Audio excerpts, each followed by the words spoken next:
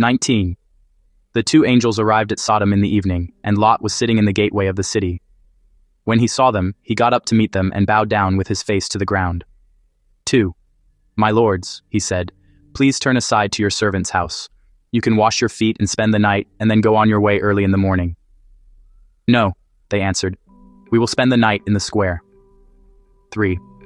But he insisted so strongly that they did go with him and entered his house. He prepared a meal for them, baking bread without yeast, and they ate. 4. Before they had gone to bed, all the men from every part of the city of Sodom, both young and old, surrounded the house. 5. They called to Lot.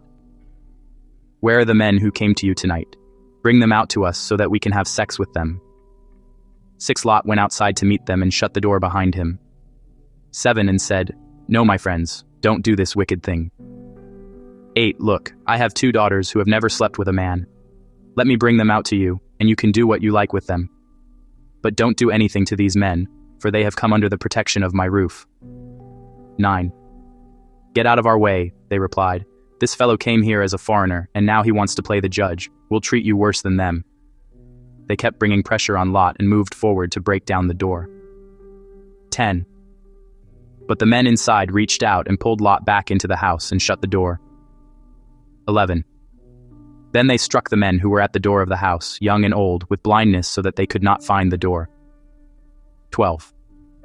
The 2 men said to Lot, Do you have anyone else here? Sons-in-law, sons or daughters, or anyone else in the city who belongs to you? Get them out of here. 13, because we are going to destroy this place. The outcry to the Lord against its people is so great that he has sent us to destroy it. 14. So Lot went out and spoke to his sons-in-law who were pledged to marry his daughters.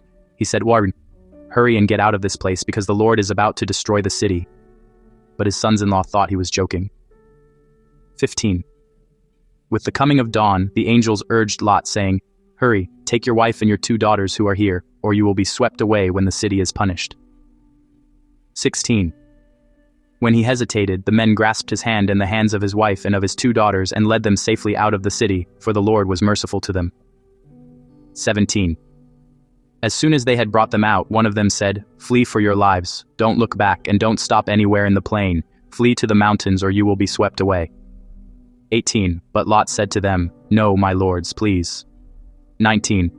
Your servant has found favor in your eyes, and you have shown great kindness to me in sparing my life.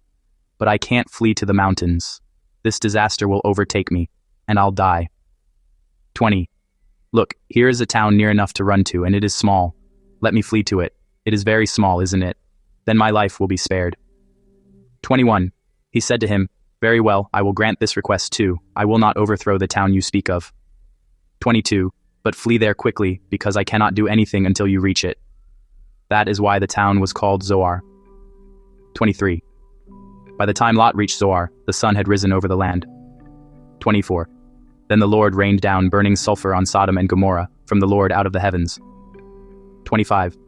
Thus he overthrew those cities and the entire plain, destroying all those living in the cities, and also the vegetation in the land. 26. But Lot's wife looked back, and she became a pillar of salt. 27. Early the next morning, Abraham got up and returned to the place where he had stood before the Lord.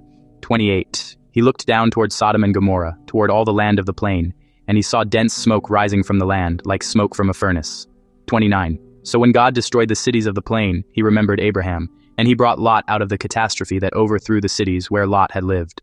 Lot and his 2 daughters left Zoar and settled in the mountains, for he was afraid to stay in Zoar. He and his 2 daughters lived in a cave. One day the older daughter said to the younger, Our father is old, and there is no man around here to give us children, as is the custom all over the earth. Let's get our father to drink wine, and then sleep with him, and preserve our family line through our father. That night they got their father to drink wine, and the older daughter went in and slept with him. He was not aware of it when she lay down or when she got up. The next day the older daughter said to the younger, Last night I slept with my father. Let's get him to drink wine again tonight, and you go in and sleep with him so we can preserve our family line through our father. So they got their father to drink wine that night also, and the younger daughter went in and slept with him. Again he was not aware of it when she lay down or when she got up. So both of Lot's daughters became pregnant by their father. The older daughter had a son, and she named him Moab.